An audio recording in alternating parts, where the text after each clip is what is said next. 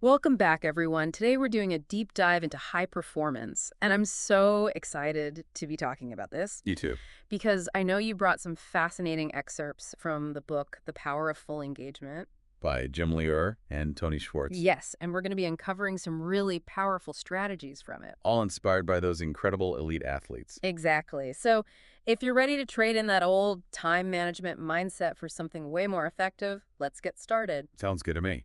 Now, the authors of this book make a really compelling argument that we need to shift our focus from time management to energy management. Yeah, because unlike time, the amount and the quality of our energy is something we can actually directly influence. Okay, I love that idea. Yeah. So let's unpack it a bit. How do these elite athletes become masters of energy management? I mean, they're performing at such a high level. Well, think about it.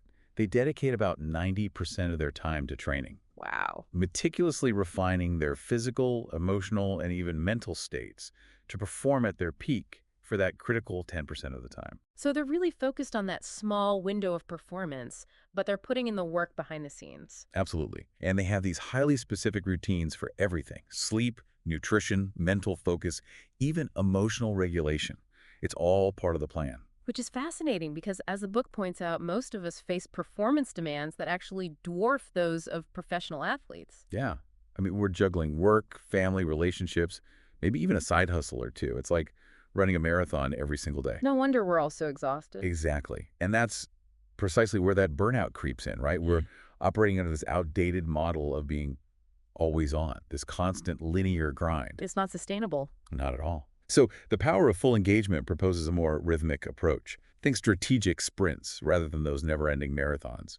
It's about expending energy in focus bursts, followed by intentional recovery. That makes so much sense. But how do we actually take this elite athlete mindset and apply it to our everyday lives? I mean, I'm not training for the Olympics here. Well, that's where Loehr and Schwartz introduced this really cool framework they call the performance pyramid. Okay, the performance pyramid. Yeah, it outlines these 4 key levels of energy that we need to master if we really want to perform at our best. All right, I'm intrigued. Break it down for me. What are these 4 levels? So we've got physical, emotional, mental, and spiritual energy. Okay, that's quite a lot to unpack.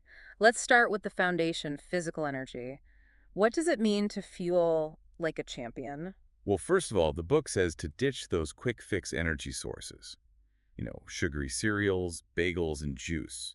Those things that just give you a temporary boost and then you crash. I'm definitely guilty of that. It's so common, but instead, we should be choosing foods that provide sustained energy throughout the day. So think whole grains, lean proteins, those low glycemic fruits. Food is high-octane fuel. So we're talking about fueling our bodies for the long haul, not just for that quick burst of energy. Exactly. And of course, we can't forget about hydration, which is something I'm sure we're all guilty of forgetting at times. Yeah, I know I am. Sometimes I get so caught up in work that I completely forget to drink water. The book actually recommends aiming for a full 64 ounces every day. That's a lot of water.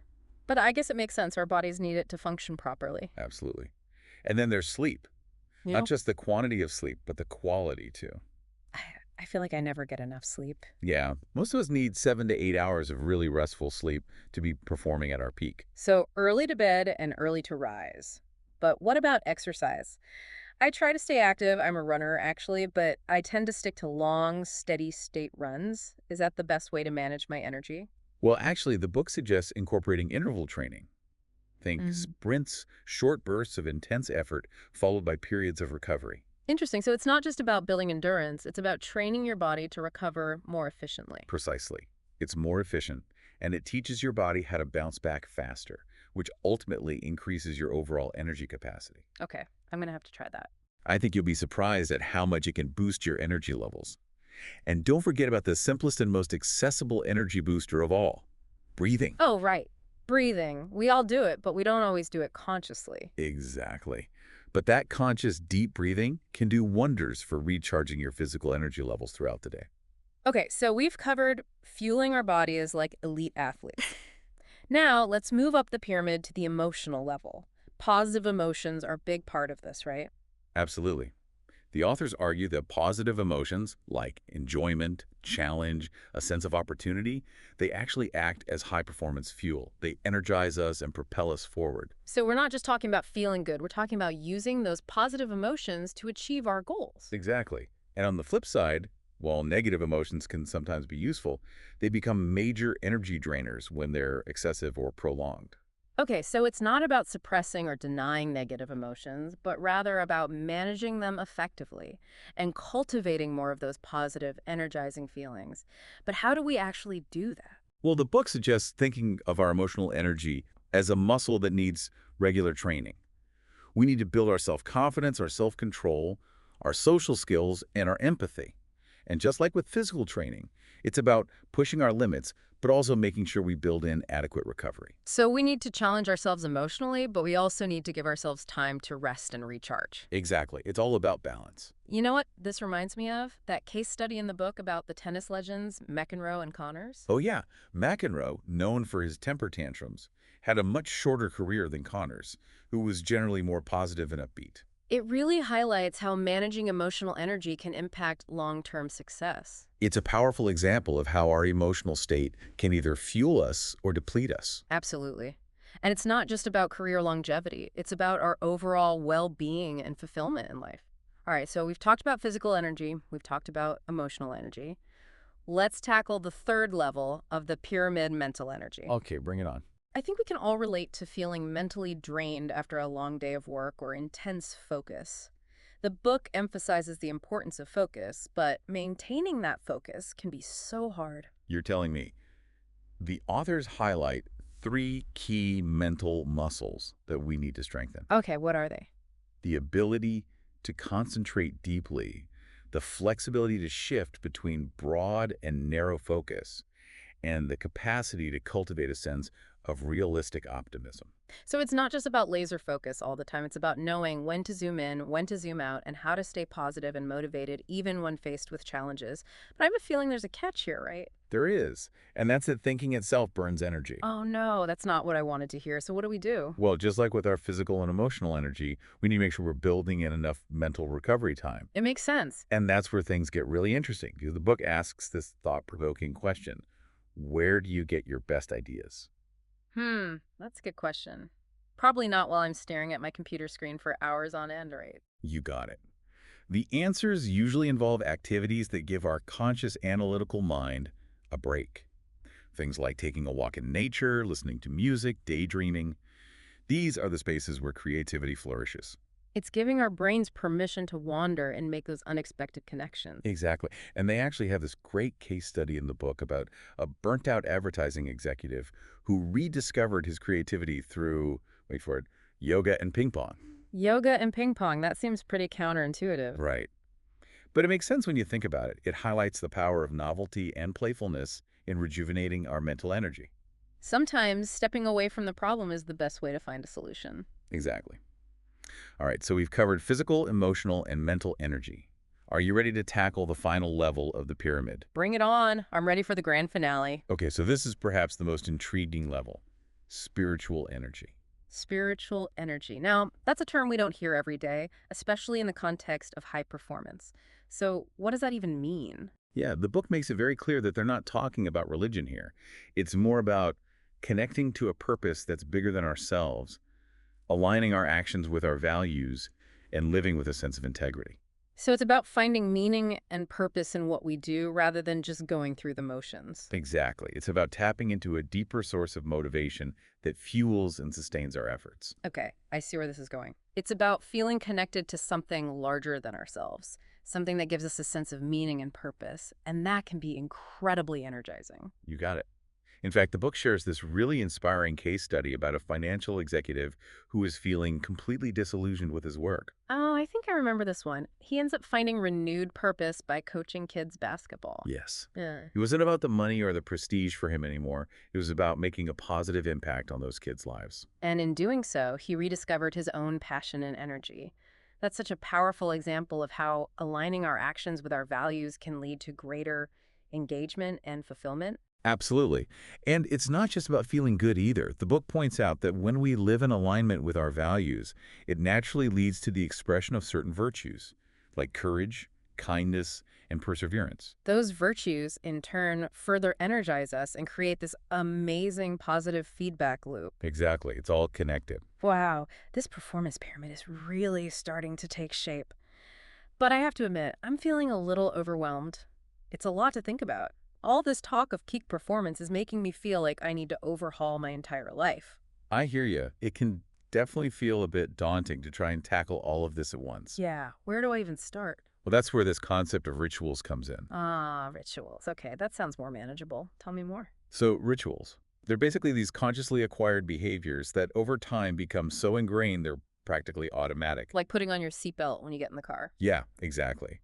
And they take the pressure off willpower, which, as the book points out, is a limited resource. So instead of relying on sheer willpower to make those positive changes, we're creating a system, a routine that makes those choices easier. Exactly. You're building a structure that supports you. It's like having a secret weapon for energy management.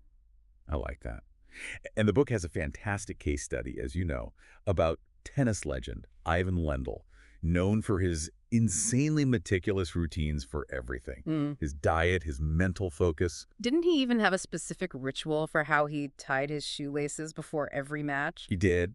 And, Lendl wasn't the most naturally gifted player out there. But he was incredibly disciplined. Incredibly. And that discipline, those rituals, they gave him a real edge. And what the book suggests is that anyone can build these effective rituals. It boils down to two key principles: specificity and repetition. Okay, so specificity first. I'm guessing it's not enough to just say, I'm going to exercise more. Right. You have to get really specific. Exactly when, where, and how are you going to perform that new behavior? Okay, so like every Tuesday and Thursday morning, I'm going to go for a 30-minute run in the park before work. Perfect. That's specific. And then comes the repetition part. So we got to stick with it. Yes. Be consistent. The book suggests it takes, I don't know, about 30 to 60 days to solidify a new ritual. So we need to be patient, keep practicing until that behavior feels almost effortless. I like that. It takes the pressure off. It's not about being perfect every day. It's about showing up consistently. Exactly. It's a process. So now let's dive into some specific examples of rituals that the book highlights for each level of that performance pyramid. Yes, let's do it. Let's start with physical energy. What are some rituals we can implement there? Well, when it comes to eating, the book stresses the importance of eating regularly. Ideally, 5 to 6 small meals or snacks throughout the day. To keep our energy levels stable. Yes. It's about fueling your body consistently. No more energy spikes and crashes from skipping meals and then overeating. So no more skipping breakfast or lunch and then binging in the evening. Exactly. That's a recipe for an energy roller coaster. Yeah. And we've already talked about staying hydrated. Right. 64 ounces of water a day. A simple ritual there could be as easy as keeping a water bottle with you at all times and consciously refilling it throughout the day. I can do that. Another one they mention is going to bed and waking up at roughly the same time each day, even on the weekends. Even on weekends. That sounds tough. But I guess it makes sense if we want to regulate our natural sleep-wake cycle. Exactly. Consistency is key. And then for exercise, a really helpful ritual could be scheduling your workout times. Putting them in the calendar. Yes. Treat them as non-negotiable appointments, like a meeting with your most important client. Because ultimately, your health is your most important asset, right? I love that. It's so easy to treat exercise as something we can just squeeze in if we have time. Which means it often doesn't happen. Okay, now let's move on to emotional energy. What are some rituals for that? Okay, emotional energy. This is where it gets a little trickier, right? A little. But the book has some good advice. It emphasizes the importance of rituals that help us cultivate more positive emotions and manage the inevitable negative ones that we all experience. Okay, so how do we do that? One they suggest is consciously practicing gratitude. It sounds simple, but it's powerful. Maybe just taking a few minutes each day to write down a list of things you're grateful for. I like that. It helps to shift your perspective. Yeah, and the book emphasizes that it's about being proactive, not just reactive. So not just waiting until we're feeling down to try and boost our mood. Right. It's about proactively building that emotional resilience. Now, what about mental energy? What kind of rituals can we implement to help us manage our mental energy more effectively? Ooh, I need help with this one. I feel like I'm constantly mentally drained, especially after a long day of work. I hear you. One of the most powerful rituals the book talks about is this concept called time cocooning. Time cocooning. Sounds intriguing. What is that? It's basically carving out inviolable periods of time in your day just for mental recovery. So scheduling breaks where you completely disconnect from work. Yeah, and allow your mind to just wander. Like hitting the pause button on your brain. Exactly. Go for a walk without your phone. Meditate for a few minutes. Even just stare out the window and let your thoughts drift. The key is to give your conscious, analytical mind a break. It's almost like we're giving our brains permission to recharge. Exactly. And I think you'll find that when you come back to work, you're more focused and productive. The book also mentions rituals that support creativity. Things like exposing yourself to new experiences, learning new skills, or engaging in playful activities that spark your imagination. Remember that ad exec and his ping pong ritual? Exactly. Sometimes the best way to generate new ideas is to do something completely different. Okay, so last but not least, spiritual energy. What are some rituals for that? Spiritual energy. This one feels a bit more abstract. It does, but the rituals here focus on connecting with a sense of purpose and living in alignment with your values. So maybe journaling, meditating, or just spending time in quiet reflection. Yeah, anything that helps you connect with what truly matters to you. And then they also talk about rituals that involve acts of service. Volunteering, helping others. Exactly. Yeah. Contributing to a cause that you believe in. It's about tapping into something larger than yourself, something meaningful. Which can be incredibly energizing. And those acts of service don't have to be huge things, right? Yeah. It could be as simple as practicing kindness in your everyday interactions. A random act of kindness can go a long way. Exactly. It all adds up. So we've covered a lot of ground here, a lot of different rituals. A lot, and I'm feeling inspired, but also a little overwhelmed. So, as we think about building these rituals for ourselves, what are some key things we should keep in mind? Well, the first one is that the best rituals are the ones that you genuinely enjoy doing. They have to be things that resonate with you, that feel good. Exactly. Don't just choose rituals because they sound good on paper or because someone else told you they're effective. Experiment. Find what works best for you. And remember, it takes time. Building new habits is a process. Exactly. Be patient with yourself. Don't get discouraged if you slip up or if you miss a day or two. The key is to keep practicing until it becomes second nature. And I think that brings us to one of the most powerful insights from this book, this idea that managing our energy isn't just about maximizing productivity, it's about aligning our actions with what truly matters to us.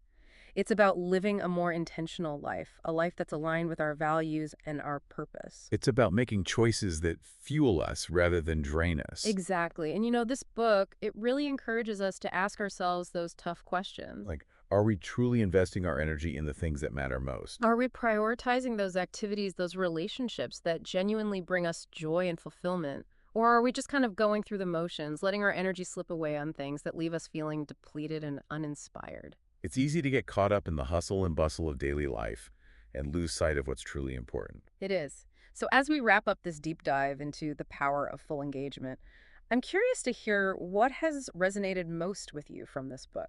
You know, for me, it's the concept of rituals. Oh, ritual. It's such a practical and achievable approach for creating lasting change. It's not about relying on this superhuman willpower. It's about building small, specific habits that are aligned with those values that we've been talking about. I love that because it takes the pressure off. We don't have to make these huge sweeping changes all at once. Right.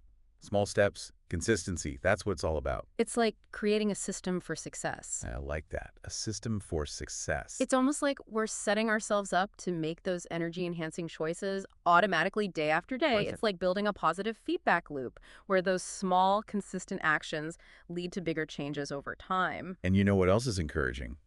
The book emphasizes that even tiny incremental changes can make a big difference. It's not about perfection.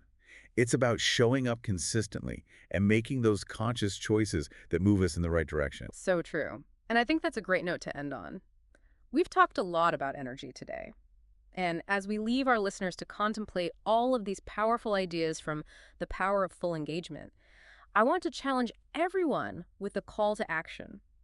If energy is our most precious resource, even more precious than time, what can you do, starting today, to invest it more wisely? What's that one small change you can make? What's that one ritual you can commit to building, starting right now, to align your actions with your values and your purpose? Doesn't have to be this huge, overwhelming thing. Right. Maybe it's as simple as committing to a daily gratitude practice like we talked about earlier. Or scheduling in just 15 minutes of that time cocooning into your afternoon. Mhm. Or maybe it's finally making that switch from that sugary cereal to a more protein-packed breakfast. Whatever it is, don't overthink it. Just take that first step. I think you'll be amazed at the positive ripple effects that will unfold in your life. And remember, be patient with yourself. It takes time to build those new habits. So celebrate the small wins, learn from any setbacks, and just keep moving forward one step at a time. This has been a truly enlightening deep dive into the world of full engagement and high performance. We've learned so much from The Power of Full Engagement by Jim Loehr and Tony Schwartz. And we want to hear from you. What resonated with you from our discussion? What will you be taking away from this book? And most importantly, what's that one ritual you'll commit to building starting today? Let us know.